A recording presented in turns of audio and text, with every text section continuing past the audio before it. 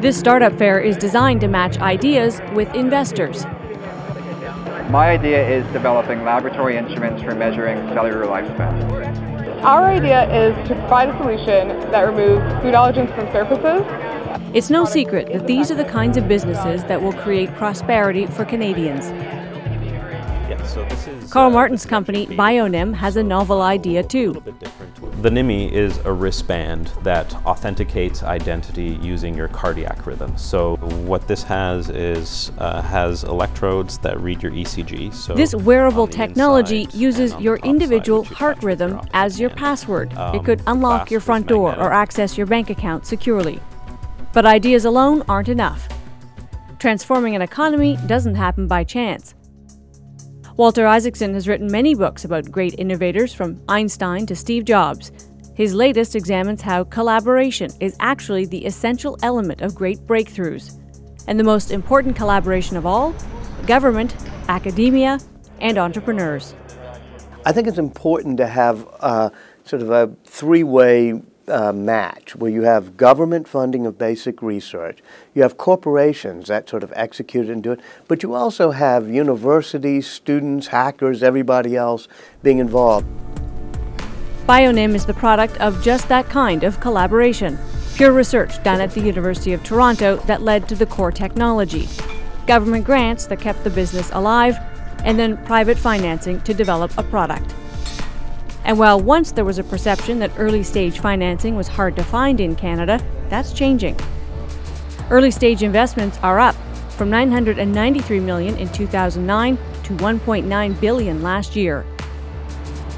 The concern is that even as the appetite for risky early-stage investment grows, the government support is being reduced.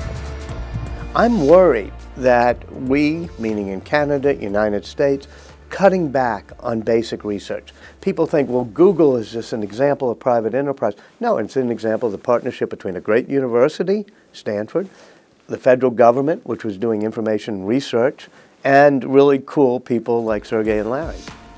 There's no question that federal funding of pure research is on the decline, in fact, down 8% over the past 5 years. As one of the country's biggest early-stage investors, John Ruffalo worries about that trend.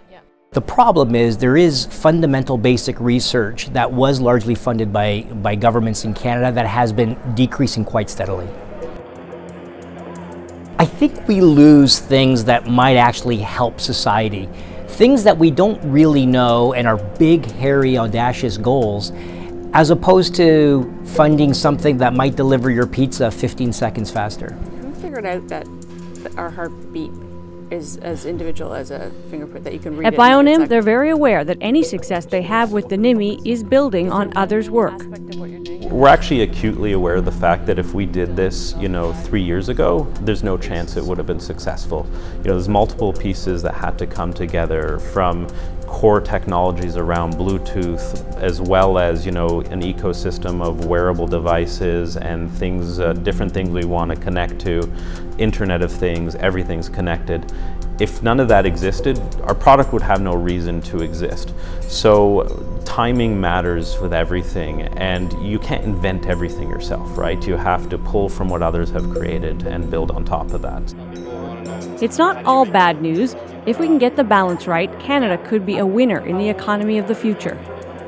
I think Canada will be really great in the post-industrial economy. The first thing Canada has is a comfort with the free flow of information and ideas. And it doesn't work when you're censoring Google to have a whole bunch of young people figuring out how to create Google apps. You want the latter. Canada has that. Secondly, Canada has a great tradition of arts, of music. Connecting that to technology will be the next phase of the revolution. The third thing is Canada has a very good healthcare system and good research in healthcare. I think we've had a digital technology driven by information technology for the past 30 years. We're seeing that healthcare and biotechnology will be the next wave. So all of those things I think are good, and in particular I think Canada has a good education system, doing better than the United States in that regard. So I think it's incredibly well positioned to be part of the next phase of the revolution. These are the people who can map out a course for the jobs we need in Canada. But just as the lone inventor is more myth than reality, they can't do it without collaboration. Amanda Lang, CBC News, Toronto.